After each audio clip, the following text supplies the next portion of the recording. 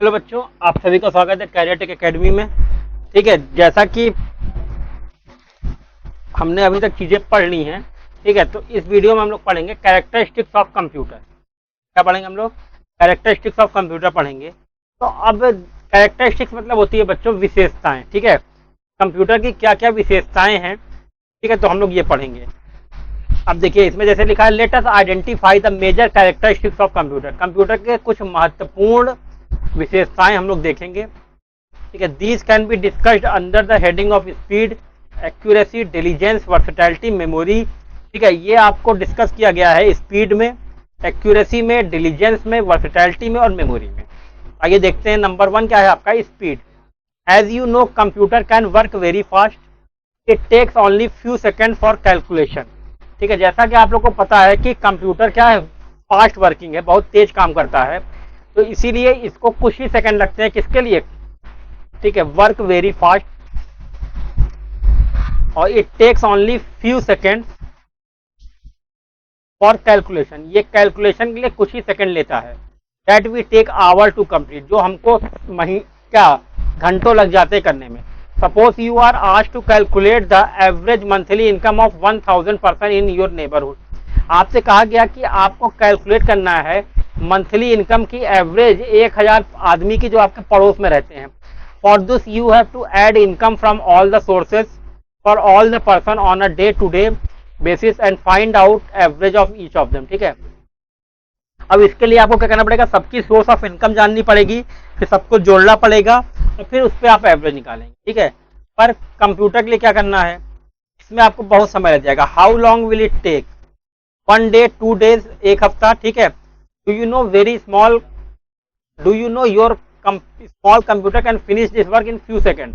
The weather forecasting that you see every day on TV is a result of complication and analysis of huge amount of data on temperature, humidity, pressure. आपको पता है कि आपका जो computer है ना बच्चों, वो इसको कुछ ही सेकंड में कर देगा। जैसे कि वेदर फोरकास्ट होता है, तो उसमें क्या होता है, एवरी डे उसमें कई कॉम्प्लिकेशन होती है, कई कैलकुलेशन होती हैं। तो डेटा होता है, टेम्परेचर पे होता है, ह्यूमिडिटी पे होता है, प्रेशर पे होता है, ऑफ वेरियस प्लेसेस, कई जगह का कंप्यूटर में। ठीक है, it takes few minute for computer to process this huge amount of data. ठीक है, ये कंप्यूटर को कुछ ही मिनट लगते हैं, फ्यू मिनट। ठीक है, कंप्यूटर को कुछ ही मिनट लगते हैं कि ताकि वो क्या कर सके बच्चों, उस ह्यूज अमाउंट के डेटा को रिजल्ट में कन्वर्ट कर सके और हम वो चीजें दूसरों को बता सकें। ठीक है, you will be surprised to know that computer can perform millions of instruction and even more per second. ठीक है, आपको ये जान के हैरानी होगी कि कंप्यूटर जो है मिलियन ऑफ कैलकुलेशन या इंस्ट्रक्शन को कुछ सेकंड में ही पूरा कर सकता है। Therefore we determine the speed of computer terms of microsecond. इसीलिए हम कंप्यूटर की speed, determine the speed of computer term of microsecond और nano second. From this you can imagine how fast your computer perform. अब इससे आप ये अंदाजा लगा सकते हैं कि आपका कंप्यूटर कितना तेज काम करता है। ठीक है, अगला है आपका एक्यूरेसी। एक्यूरेसी मतलब क्या होती है कि काम करने पे उसकी गलती ना हो। ठीक है, suppose someone calculate faster but commits a lot of error. ठीक है, मान लीजिए कोई व्यक्ति है, बहुत तेज कैलकुलेशन करता है पर उसमें गलतियां बहुत होती हैं। सच रिजल्ट इज यूजलेस, वो रिजल्ट किसी काम का नहीं, क्योंकि गलती हुई है, फिर आप गलती सुधारेंगे। There is another aspect, suppose you want to divide 15 by 7, you may work out up to 2 decimal places and say the dividend is 2.14. I may calculate up to 4 decimal places and say that the result is इतना। ठीक है, someone else, ठीक है, hence in addition to speed the computer should have accuracy or correctness in computing. Accuracy का यही मतलब है कि आप कंप्यूटर को जो भी रिजल्ट देते, जो भी इंस्ट्रक्शन देंगे, उसके अकॉर्डिंग उसका रिजल्ट सही आएगा। इसीलिए कंप्यूटर बच्चों क्या होता है, एक्यूरेट होता है 100%। ठीक है, the degree of accuracy of computer is very high and every calculation is perform with the same accuracy. ठीक है, एक्यूरेसी जो है कंप्यूटर की वेरी हाई, हम इसको 100% मान लेते हैं, और वो सारी कैलकुलेशन को सेम एक्यूरेसी से करता है।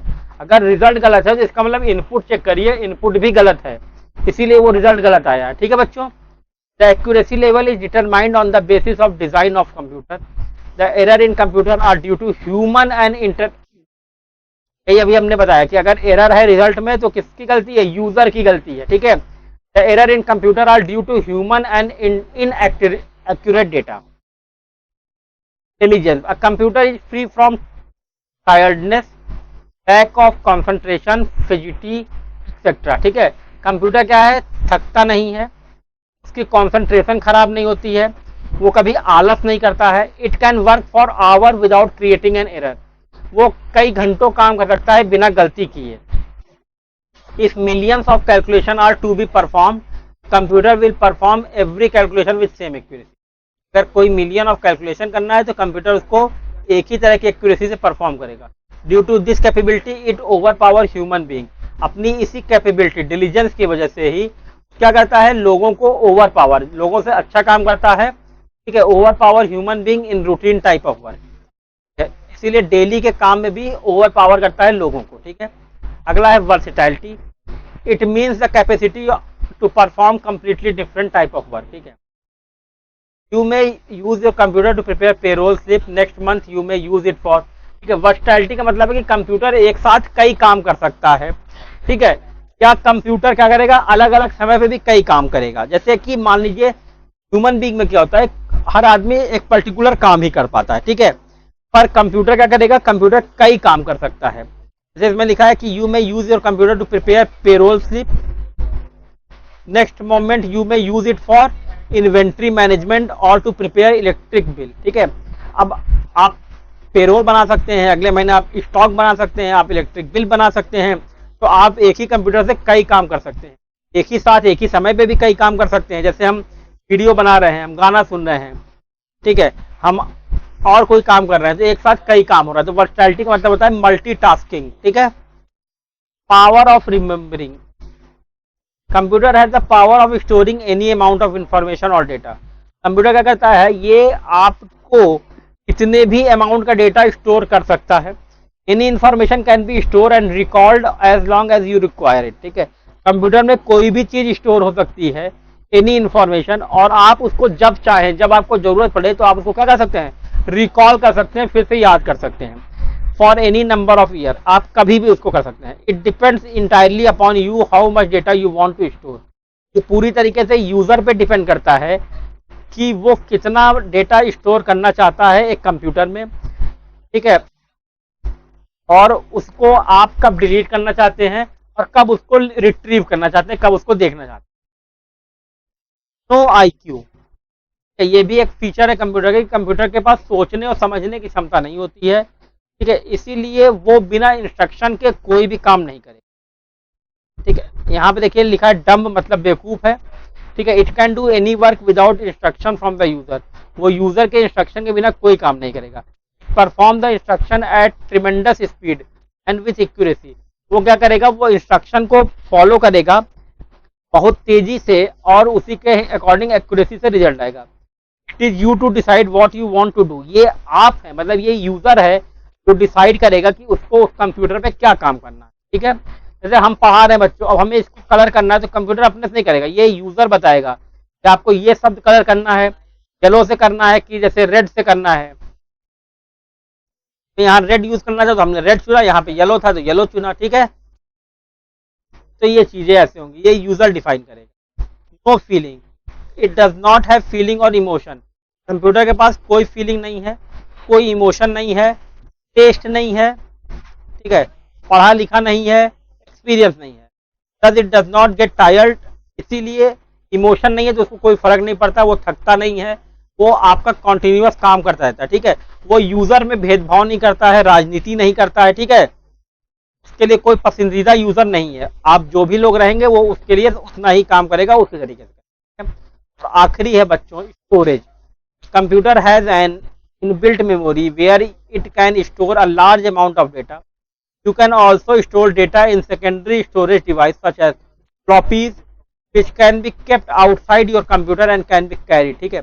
आप क्या कर सकते हैं, कंप्यूटर में चीजें स्टोर कर सकते हैं, ठीक है। उसके पास जो भी होता है inbuilt memory where it can store a large amount of data, उसके पास इनबिल्ट मेमोरी है, वो मेमोरी जो कंप्यूटर में ही रहती है, तो आप क्या कर सकते हैं, large amount of data store कर सकते हैं। You can also store data in secondary storage device such as floppies which can be kept outside your computer and can be carried to other computer।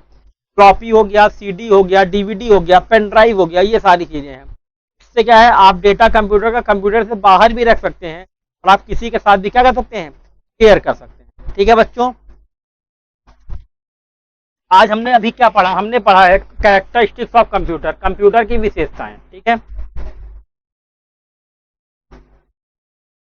ठीक है, computer की विशेषताएं जैसे कि पहला स्पीड, कंप्यूटर की स्पीड बहुत तेज होती है।